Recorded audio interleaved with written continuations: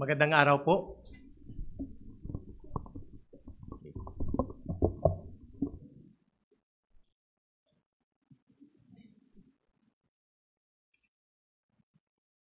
Magandang araw po sa ating lahat. Medyo na mamaos. I was interviewed for 2 hours almost doon sa region na pinanggalingan ko sa Iloilo ng 2 radio station magkasunod. So, kaya pawis na pawis and namamaos ako. Ako po si Ka Eric, openly known as Jeffrey Celis. Alias ko po yung Ka Eric. I am facing the nation today. Sa harap po ninyo, kasama ko mga dating kadre na nandito po. At ako po ay buhay na patotoo that there is no such thing as red tagging na ginagawa ang government. Not only General Parlade or the military and the National Task Force to end local communist armed conflict. Ako po ay inaakusahan nila na nasa narco-list. Bakit daw ako lumabas? At parang walang credibility sa kay General Parlade for testifying over the program of Lakay Deo Macalma in one station. Tapos nag-react ang mga kadre ng Communist Party of the Philippines, mga enablers and conspirators ng NPA at ng NDF na dati ko mga kasama. Now is the time to tell the truth. Pasensya na sa taga-IATF, hindi mo na ako mag-mask so that they will know that I am not hiding. And I will expect a confrontation with them. So hindi ako mahilig gumamit ng Facebook. I am very thankful for media to come today. Sa likod ko po, hindi pa po sila exposed in the real names. Pero mga kasama ko po sila at mga kadre din ng CPP, NPA, NDF. At may isa dyan o dalawa na mamaya pag tanungin nyo pertaining to Gabriela Youth, Anak Bayan, Kabataan Party, bago sila mag-NPA, kagaya ko rin, they can face, the rest maybe hindi pa, kung kinakailangan. I know some of these are getting us live feed. Okay. So this is worldwide. Una sa lahat, I request my wife and my children na kung maabot kayo nitong broadcast na ito, hindi niya alam magpapa-interview ako ngayon. Kung papatayin man ako ng CPP, NPA, NDF, at least pinatay ako for the cause of peace. Because I want to contribute to the cause of peace for this nation and for the cause of the future of our children. Hindi po ako lumabas para suportahan lamang si General Parlade or the Armed Forces of the Philippines. Lumabas po ako para sa taong bayan. The deceptive, manipulative, and skillful, masterful lies of the CPP, NPA, NDF, and the recruitment of the different sectors, more particularly of the youth sector and students, must be put to stop. Ibig pong sabihin, lumalabas ako, not because I want to support only General Parlade or the armed forces. Again, I will emphasize, I am coming out, risking my life, and putting the lives of my loved ones, my wife, my children, my family in Iloilo City in danger, knowing the capacity of my former organization, which I came from, the CPP, NPA, NDF. And kung nakikinig sila at nanonood ngayon, yes, I was mentioned by President Duterte in narco list in 2016. But does it mean na hindi totoo na ako'y naging bahagi ng CPP, NPA, NDF? It does not follow. Number 2, if I was included in that narco list in 2016 by President Duterte, ang sagot ko is very simple. I was there because of a government project, period. That project is covered by confidentiality and security protocols. I don't need to explain to you. Why am I facing here? So you want to discredit me? Sabi nyo, hindi ako credible. Paano siya naging NPA? Paano siya naging kadre? Okay, that's number 1. Number 2, sabi nyo, nagsinungaling yan, hindi yan galing sa UP, at hindi man yan galing sa Samasa. Kasi hindi nyo alam ang tinatawag na alias reference. Alias reference is part of cover operations. Because you blown up my cover and you are sending out the message, Mr. Lian Porquia and Mr. Obit De Castro, you're sending out the message in behalf of the CPP, NPA, NDF, which you know and I know and we all know you belong to matagal ng panahon, you're sending out the message in behalf of the CPP and PNDF na papatayin niyo ako at ipapapatay ako sa NPA. You think titiklop ako? Doon sa sinasabi niyong party list, titiklop ako sa sinasabi niyo nagsisinungaling ako? Baka nakalimutan niyo na ako si Jeffrey Celis, ang aking middle initial ay K. Kontrobersya. Doon ako nabuhay. Pero hindi ko ipinagkakaila sa inyo na ang ganitong buhay, nakakaya ko pang tumawa. Kasi it's better to die laughing than to die crying and begging. Hindi po ako magbe-beg sa inyo. Because what I am doing is a service to the people, the Filipino people. The youth, the parents na nabiktima ninyo, na nabiktima natin lahat. Saan ako nagsimula? I was recruited into the College Editors Guild of the Philippines, CEGP, sa West Visayas State University. So ito ba'y pipitsugi ng universidad? Kung minamaliit nyo po ang background ko at sinabi nyo na ginamit ang UP para magbigay ng credential, nagkakamali po kayo. You can check, I was twice valedictorian elementary and high school. Hindi po ako nagsisinungaling. Alam ko pong sinasabi ko. Uulitin ko po, those materials you're attributing to me as lying, ang tawag dyan, alias reference. Gamit yan para isustain ang isang cover. So sabi ko, no need for me to use this mask, Secretary Galvez. IATF, no need for me to hide. At ito'y tuloy-tuloy na. I have burned my bridges. Ang hinihingi ko lang po, huwag nyo sanang idamay ang asawa at mga anak ko. With emphasis sa mga doon sa anak ko. Hindi sa wife. So malinaw tayo doon. Pangalawa po, bakit ako lumabas despite of the danger to my personal safety, to my life?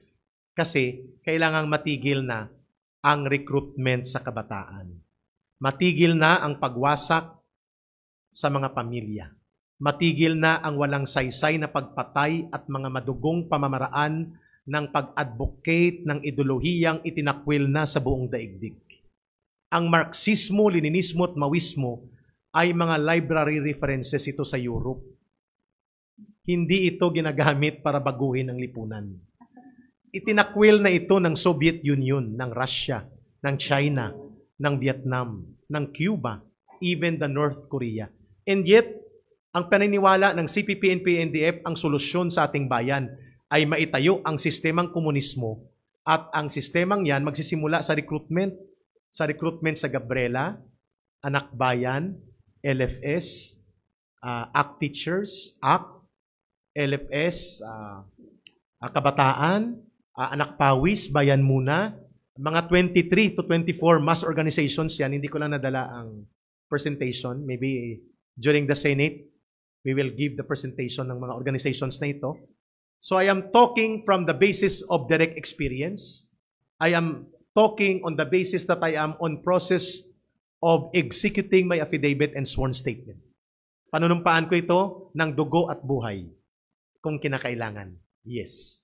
Pangatlo, I am coming out because matagal na masyado ang 52 years na pagwasak sa ating bayan.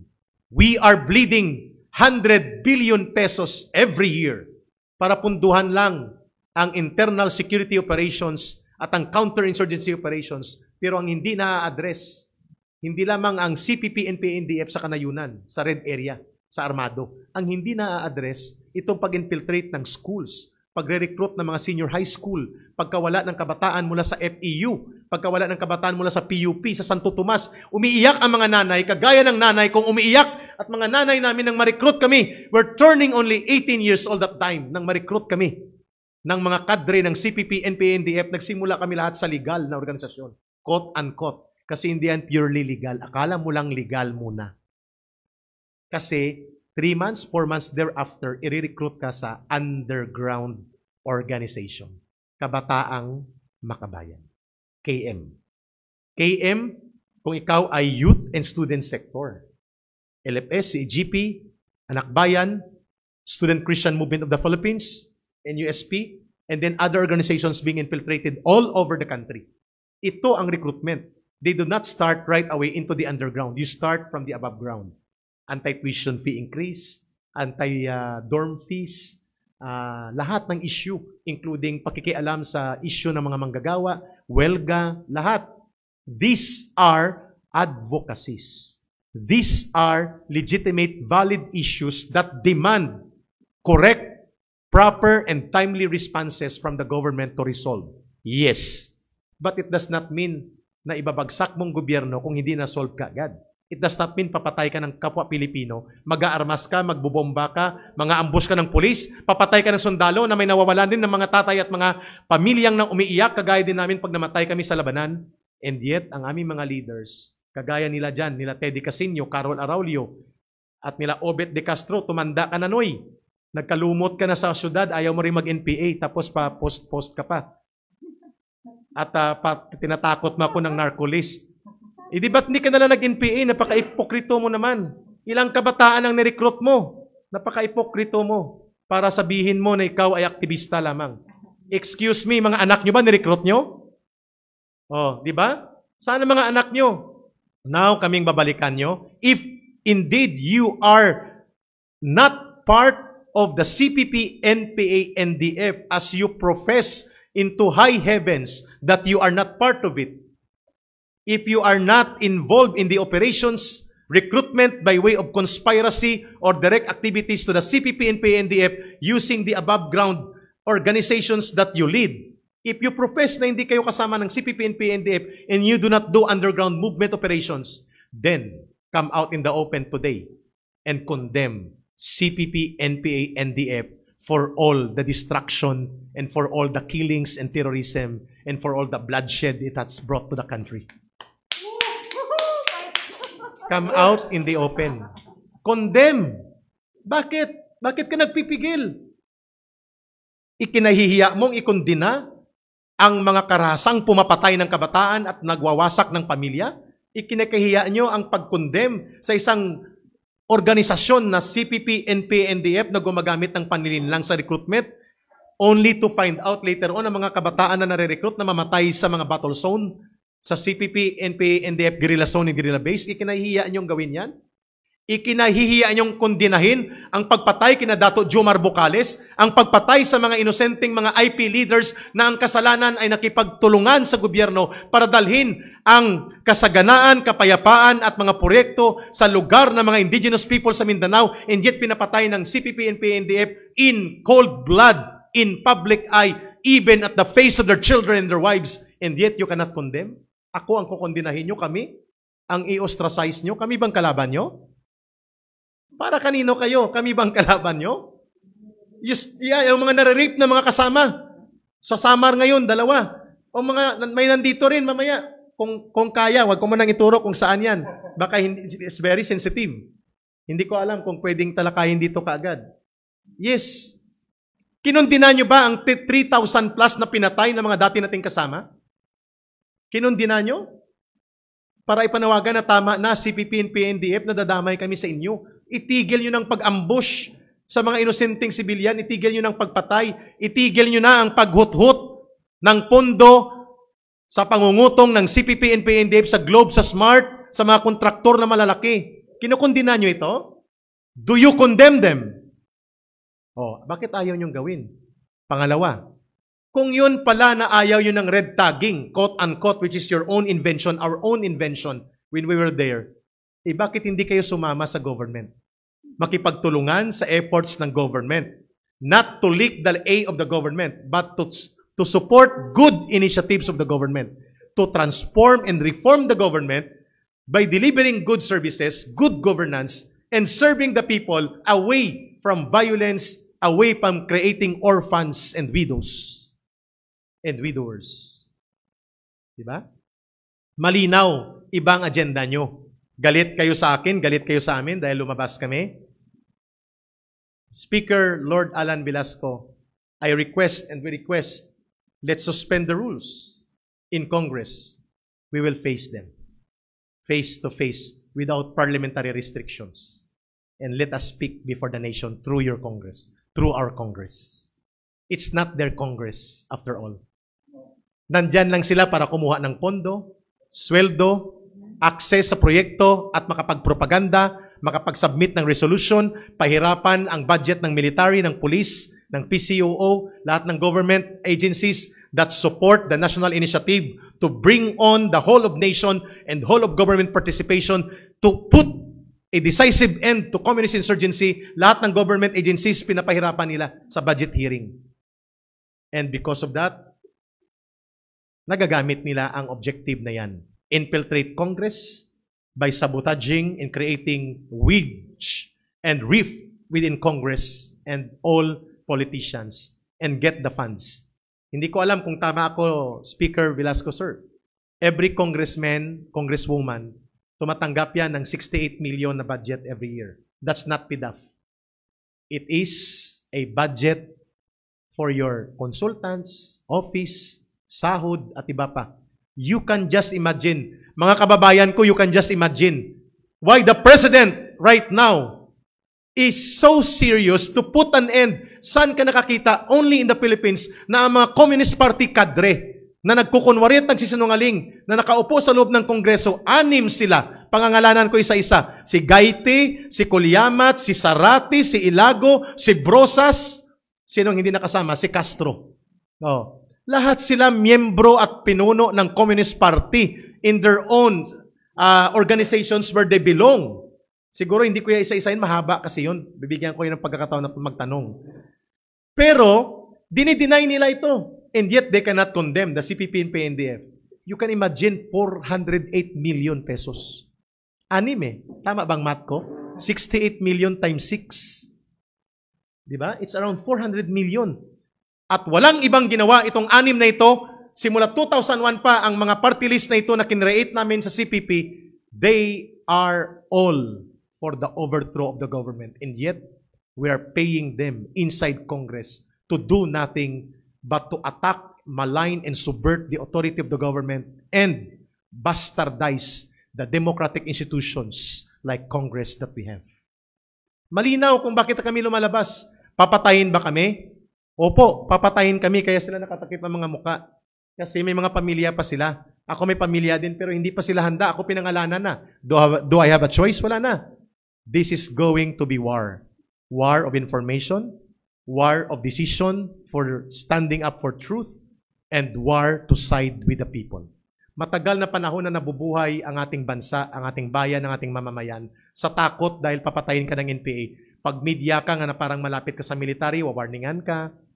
Pag ikaw ay government official na malapit sa military o nakikipagtulungan sa police at military, ikaw ay wawarningan or papatayin ka, pati judge, fiscal, takot sa kanila. Sino na lang hindi matatakot sa inyo? Natatakot ba ako? Of course. Pero tinaya ko na buhay ko eh. Sorry for the word. Dala ko yagbols ko o bit ko. Patayin man ako ng CPP and PNDF, no regrets. I died for the cause of peace. For the cause of the widows, the children na sinira ng CPP and PNDF, which you cannot stand to condemn. May red tagging? No. Red tagging is an invention of the CPP, NPA, NDF. Ako na magbato ng mga issue na ibabato nila. Mamaya sa inyong mga tanong, no holds barred question ito. I am facing the nation, no need for me to hide and cover my face. Ito ay totoong balita. We know news is information as well as business. Bibigyan ko kayo ng balita. Itong balita. I'm coming out in the open. I'm challenging them before the halls of Congress with suspension of parliamentary rules restrictions. Let us speak before the nation through Congress. And paagahin na natin, Senator Ping Lacson, paagahin na natin. Kami na po ang nananawagan kay Senator Ping Lacson, paagahin na po natin. Dito na po, lantad na kami. In an executive session, maybe some of them can come out also. Many more from Mindanao. Many more from Visayas. Hindi lang po ako. Now I am standing up for them. For the nation, for the people, for the children, against CPP and PNDF, and the conspirators, collaborators, enablers, and skilled, pretentious operators, kagaya ng Gabriela, leaders not all members are CPP. The leadership of Gabriela, Anak Bayan, Anak Pawis, Bayan Muna, you name it, mga 24 organizations and 5 party list, including mga NGO. Marami po kayong malalaman sa amin. Sino-sino ang in-infiltrate, sino-sinong kinukutungan, sino-sino ang nagsisimpatay sa kanila. at anong tunay na kulay nila. All of those sitting in Congress representing Anak Pawis, Bayan Muna, ACT Teachers, Gabriela Women's Party, Kabataan Party, you cannot sit there, much less you cannot even be nominated as part of the party list representation of these organizations which are created by the CPP, led by the Communist Party, connected in supporting the NPA and the NDF for the armed struggle and the violent overthrow of our nation. You cannot be there in Congress if you are not a hardcore CPP cadre. I attest with my blood, sweat, and my physical danger put in life in line today. Totoo ang sinasabi ni General Parlade, ni Yusek Lorraine Badoy, kami po magpapatotoo. Hindi po kakasya ang inyong program, pero ito ang pamamaraan. At kami po'y mag-iingat because this will take a process. Tama na po ang CPP, NPA, NDF. Bigyan natin ng katuturan at pagtulong ang naghihinagpis na mga nanay na nawala ng mga anak na nirecruit ng grupo nila Sara Ilago and yet tinatago nila dyan sa mga safe houses nila, sa mga underground houses nila at sa headquarters ng bayan mo, ng Anak Bayan, na kinukonsinti nila Nery Colmenares, nila Gaiti, nila Sarate. Sabi nila, kakasuhan nila ako. Kakasuhan nila kami, lalo na ako. What more can I lose? Hello, sirs, ma'am. Mamamayang Pilipino, I'm already willing to lose my wife, my wife, my children, kasi alam ko pati sila in danger. Umiiyak bang asawa ko? Simulat sa pool mula kagabi pa. She's crying for these things. Hindi ako sumagot sa Facebook nila, dito ako sasagot sa harap ng taong bayan. And I'm open for your question and answer. Mabuhay ang sambayan ng Pilipino at dapat ibasura ang CPP, NPA, NDF at lahat ng mga kasabwat nila na nagiging kagamitan para mag-recruit at magsira ng kabataan at iba't ibang sektor at ng ating mamayan. Maraming salamat po sa inyong pagdating dito.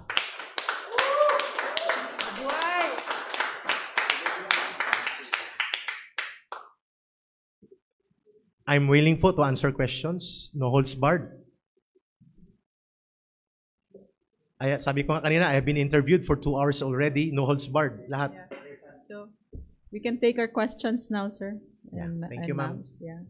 Thank you, Eric, very much. Baka tanungin nyo sino ang mga nandito. Yeah, we requested for the help of PCOO. Why not? Saan kami dapat pupunta? Mali ba humingi kami ng tulong nila para makontak ang mga media?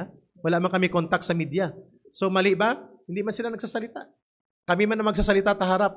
We don't find any wrong or any shameful act if we want to solicit the help of the government for our security and for us to come out in the open. Nananawagan nga ako, hindi lang kay Ma'am Lorraine at kay Sec Andanar. Nananawagan ako kay Speaker Velasco at kay Senate President Tito Soto. Sir, asikasuhin na natin ito. Kawawa ang mga kabataan, tuloy-tuloy ang recruitment. Yeah. At ang gobyerno walang magawa kasi nakagapos ang kamay natin sa mga batas na inaabuso, nakagapos ang kamay natin sa inaabuso na democratic space. Yes, I'm open for the question. We're open for your questions. Yeah, and it's also part of the job of government to protect our citizens. Correct. Yeah. Para ano may gobyerno kung wala kaming mapupuntahan? At ang mamamayan hindi makalapit sa gobyerno. Agree.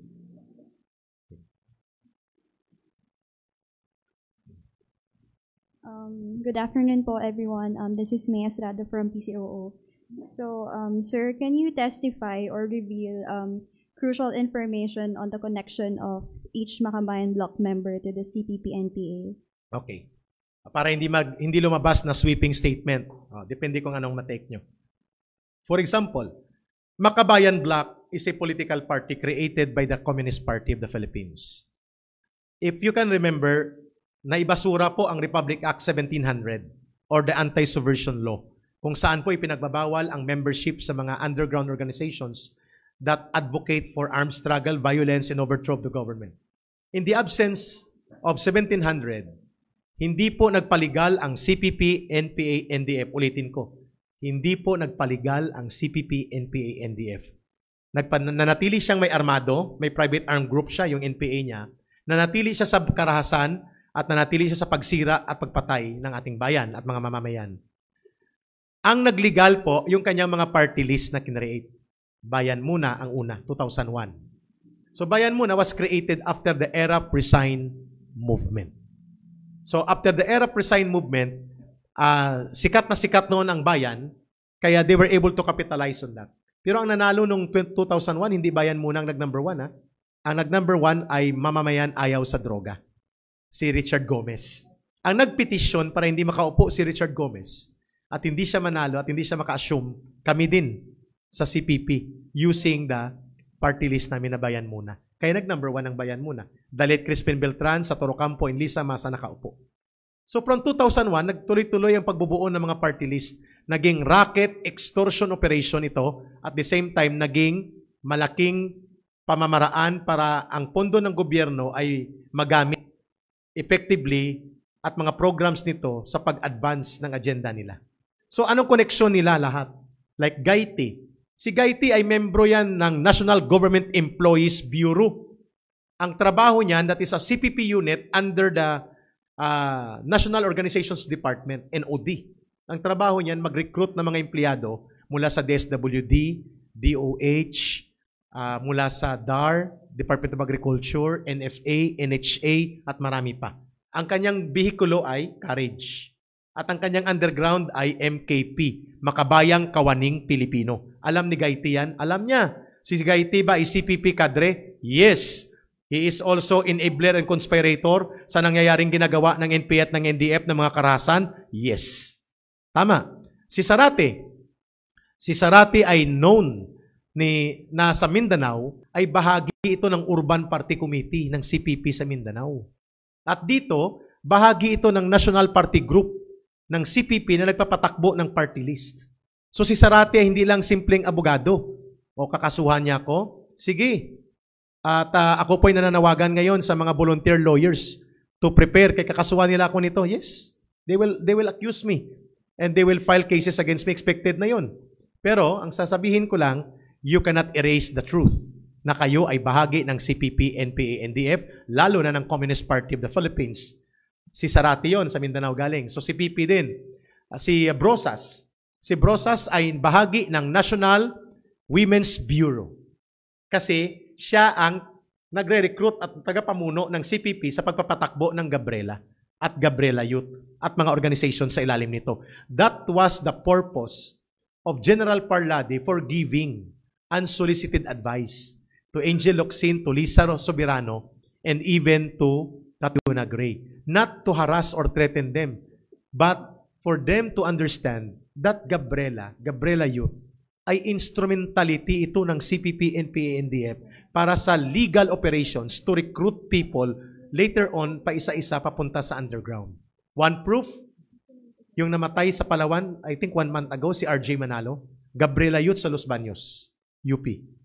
Ang namatay sa Nasugbu, Batangas, Joe Lapera, UP Manila, Gabriela Youth. And sa likod ko, nag-NPA ito, dati siyang organizer ng Gabriela Youth, Kabataan at Anak Bayan sa area ng Central Luzon. Nag-NPA ito sa area ng Nuecia at Aurora. Okay, lahat kami nag-execute na ng affidavit, yes. Kaya hindi po sila props. Lahat kami may mga affidavit na. Depende po sa abogado namin na tumutulong sa amin kung ano ang weight ng legal value ng mga affidavits namin. Sana ba ako? Kay Castro. Si Franz Castro ay leader ng National Teachers Bureau ng CPP na nagre-recruit sa mga public school teachers. At ang kanyang underground organization, Kaguma, Kalipunan ng mga Gurong Makabayan. Ito ang nagkukonek sa CPP, NPA, NDF. Hindi ito alam ng DepEd. Hindi.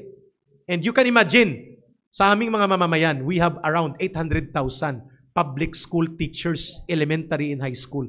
You can just imagine, ang nagre-recruit sa kanila, papunta sa ACT at ACT teachers, mga CPP kadre na ang layunin, ibagsak ang gobyerno. And yet, nagkukunwaring sila ay mga para sa chok allowance, para sa salary standardization. Ito ngayon, lantara na ito. At sino pang hindi ko na pangalanan? Si Brosas, si Castro, si Ilago.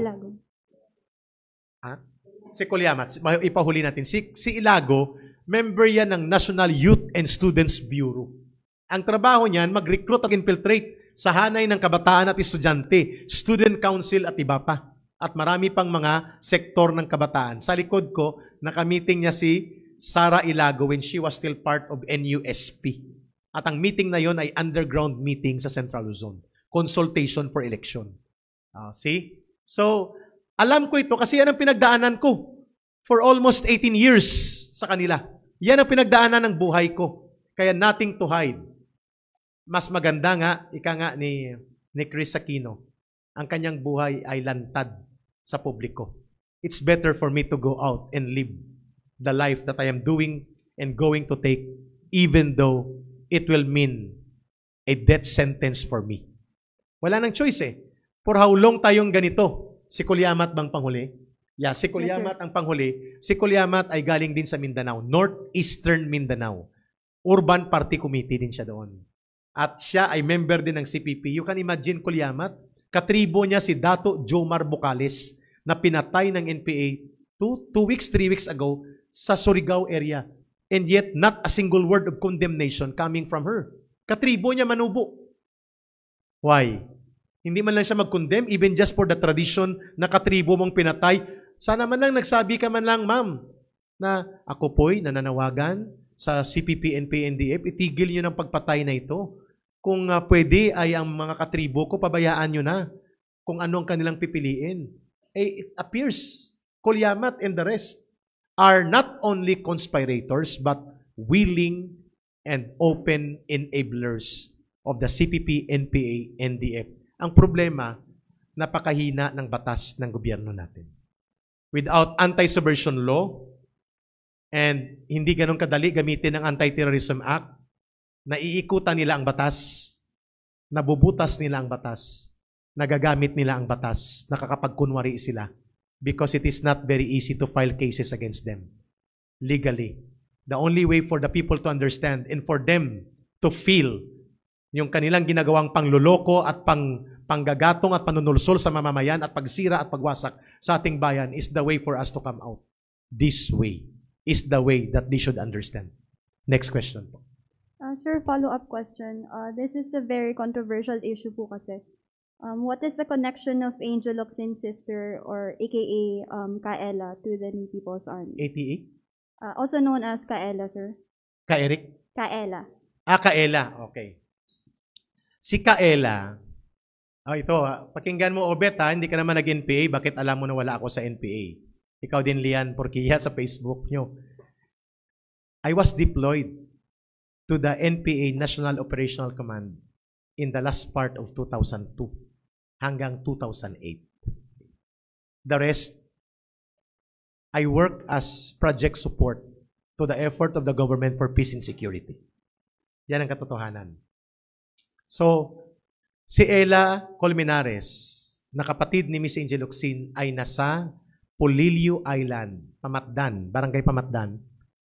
If I am not mistaken, guerrilla base area ito. At nandun siya bilang medic ng platoon. She was issued with M16 Baby Armalite. She was there using the name Insay and Tina. 2002-2003. She went back mga middle or late part of 2004, kaya ang inilabas na transcript sa kanya, 2005, 2006 I think. And kaya nga siya ay na-appoint, na-nominate bilang third nominee sa party list yata ng Kabataan. Because bumalik siya. But it is not true na hindi siya naging NPA. I think she started as CPP and underground KM sa UST. Started with LFS. So, nandun din siya sa Panukulan. Polillo Island province, Polillo Island municipalities yan, Bordeos, Panukulan, Pamatnungan, and Polillo Island. Ang pinakamalakas sila sa Polillo Island. So, I don't want to justify further on. General Parlade was correct.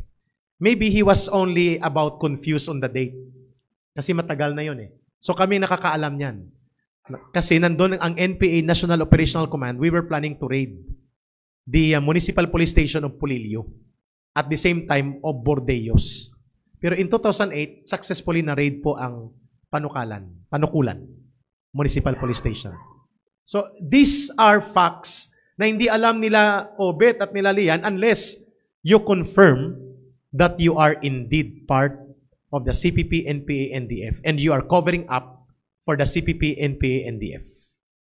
And then, sina-challenge ako, wag daw kami magkita.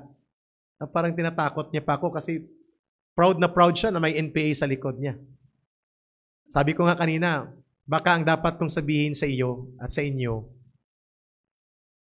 hindi dahil sa government ako, parang gusto ko kayong harapin. Ang masasabi ko lang, if I say the truth, and I stand for the cause of peace, and for the cause of the mothers and children na biniktima natin noon at ninyo ngayon, kahit po saan tayo magkita, aantayin ko pong pagkikita na yun. Sana magkita nga tayo. Obet and Lian, sana magkita tayo.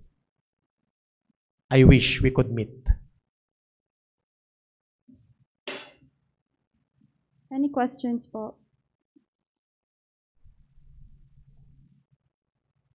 May katanungan po sa mga nandito po or clarification. Saan po ito patutungo? Lastly po, before kung may mga schedule pa kayo. Ma'am, sige ma'am. Yeah. May nagtatanong sa online, ano ba ang ipinaglalaban ng CPP, NPA, NDF, ka Eric?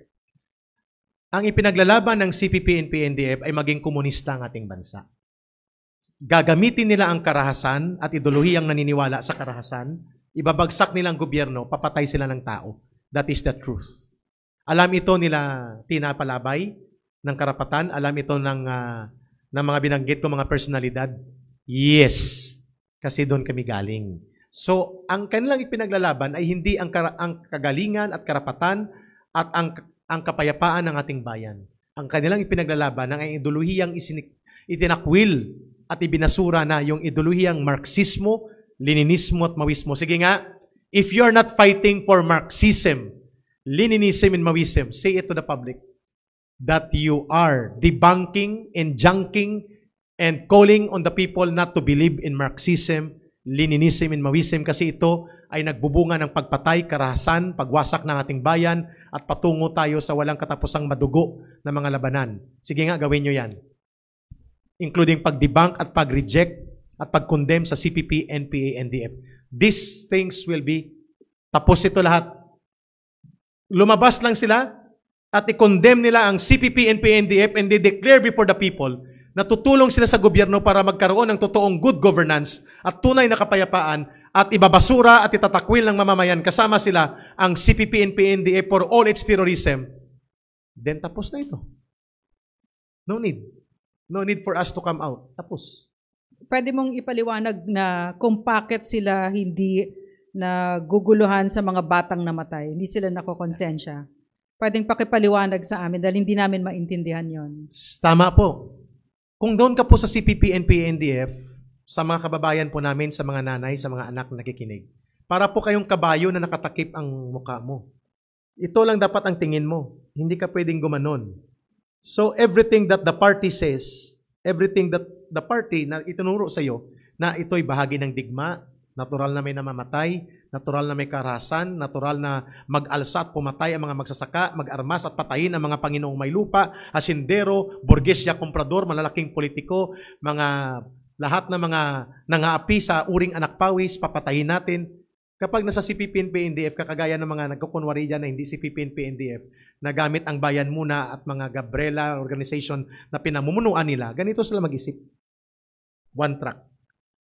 So, natatanggap nila ang karahasan. Natatanggap nila ang kamatayan, natatanggap nilang may nasisira na kabataan, may nawawasak na pamilya. That is the reason. Okay, so, bakit hindi nila ikondena ang CPP, NPA, NDF? Mga sinungaling naman sila. Ba't hindi sila magsinungaling? They cannot lie to themselves. They can only lie to the people because they are CPP, NPA, NDF. It is easy for you to condemn and do these things kasi wala na kami doon eh. Pero nang nandun kami, takot na takot kami. Madi-DA kami, mapapatay kami. Hindi lang, ang DA is not Department of Agriculture. That is the disciplinary action. DA, disciplinary action yan. At pwede kang maitiwalag. Kaya sabi nilang biruan sa loob ng CPP, NPA, NDF, wala pang pinatay ang CPP, NPA, NDF na kasapi namin. Tama. Kasi bago ka patayin, ititiwalag ka. Meaning, hindi ka na member ng pinatay ka. Kasi expelled ka. Kalokohan, di ba? Yeah. So, hindi namin pwedeng magawa yon at hindi nila kayang gawin yan nila Tede Casino. Ilang beses mo na siyang na-challenge, ma'am eh. Yeah. Nila Zarate, nila Gaite, nila Brosas, Castro, and the rest. Kasi, iisa lang sila. Iisa lang sila. And pag ginawa nila yan, Parang itinakwil na nila ang organisasyon kung saan palihim at patago silang kasapi at namumuno nito. Ka-Eric, nasa simbahan ba sila? Very much. Sana hindi ito maging controversial. The recruitment and infiltration of the church sector is not institutional. It is individual basis. Individual na pastor, pare, madre, katekista, seminarista, sakristan. So wag po mabahala ang mga babanggitin ko na church organizations. You are not recruited by organization. Marami sa inyo dyan, hindi nila nare-recruit, pero marami rin sa inyo, nare-recruit nila at nandyan sa loob ninyo.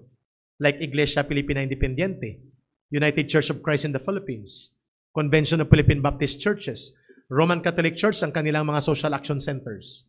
Ang ibig kong sabihin, the recruitment and infiltration of the CPP is not done on the entire institution. Marami dyan, siguro mga 80%, hindi naman naniniwala at sumusuporta sa CPP and PNDF. Pero may mga 20% siguro, 15% na nagkukunwaring pastor lang sila, madre lang sila, pare lang sila. Please, IFI, UCCP, and Convention of Philippine Baptist Churches, don't take me out of context. United Methodist Church. Marami po, ito ay individual recruitment. At ang kanilang underground organization ay Christians for National Liberation. Ang kanilang open organization, marami, iba-iba. Pero ang naalalaman lang namin is PCPR, Promotion of Church People's Response. Again, the leadership of IFI, UCCP, Convention of Philippine Baptist Churches, NCCP, don't get me wrong. Don't get me out of context. Mga 80% ng inyong miyembro at mga leaders ay hindi naman CPP and PNDF. But around 15 to 20% naaabot nila at na-agitate nila na sumama even to the underground like CNL and even to the Communist Party of the Philippines. Yung sa Mindanao, they have the so-called Rural Missionaries of the Philippines. Yeah, RMP. Ito ay ginagamit nila para sa pagkuha ng pondo.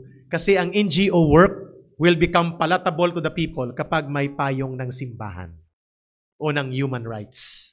That's the purpose. Again, IFI, UCCP, and Convention of Philippine Baptist Churches and NCCP, don't get me wrong. The recruitment and infiltration in your institution is individual. At ang nagre-recruit dyan ay paisa-isa. Patago. They are also members of the church. They are also members of the church. Yes. I have another question. A lot of parents want to know, kindly name the schools kung saan ginagawa ang recruitment ng mga NPA. Ang number one talaga, UP. UP Diliman, UP Manila, PUP. And then, Santo Tomas, FEU. And then, halos mga state colleges and universities. Kaya, Chairman De Vera, tama ba, De Vera? Yeah. And DepEd Secretary Briones, Ma'am, Sir, Ma'am, kami na po mismo nagsasabi, exercise the power of your department to prevent recruitment. Do not fear or cower kung iharas kayo ng anak bayan at mamimintura ng inyong building. Ipahuli natin sa pulis ng vandalismo at ipahuli natin kung mangharas, kung anong kaso, nasasanay silang inaharas nila palagi ang mga government officials. Kakasuhan, babastusin. Yeah. I call on Chairman De Vera, I call on Secretary Briones, be strong please to prevent recruitment in schools. 90% ng mga kadre ng CPP and PNDF nanggagaling sa schools. Kaya kami lumalabas. Kaya kami nagre-risgo ng buhay namin. Because of that. Lahat kami doon nanggaling halos. Na nandito ngayon. At iba pa, nagaling sa Mindanao, Visayas, na hindi makapunta dito ngayon. Okay.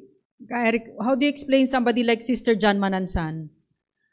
Hindi ko siya personal na meet, pero naririnig namin siya, hindi lang ako, pati itong mga kasama ko. Matagal na siyang kaibigan ng CPP, NPA, NDF. Okay.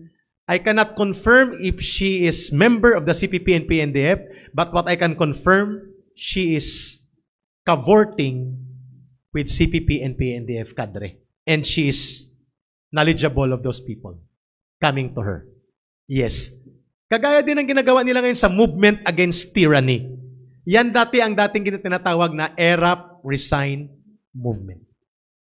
So alam ba ni Cardinal Sin noon na mga CPP kami? Yes.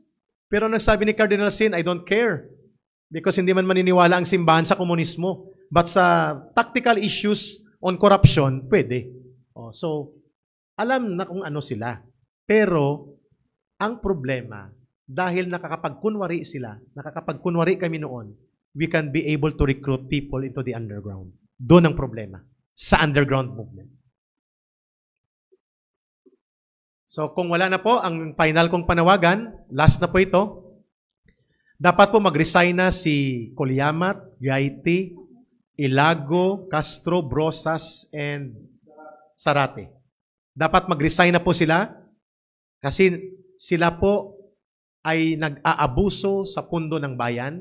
Hindi po ito nagagamit para sa pagpapaunlad ng bayan, but instead nagagamit nila sa pag-promote ng agenda ng CPP, NPA, NDF. Kung hindi sila magre-resign at paninindigan nila na hindi sila CPP, NPA, NDF, then go back to our challenge. Hindi ko po ito challenge ito ng buong mamamayang Pilipino worldwide, pati dito sa bayan natin.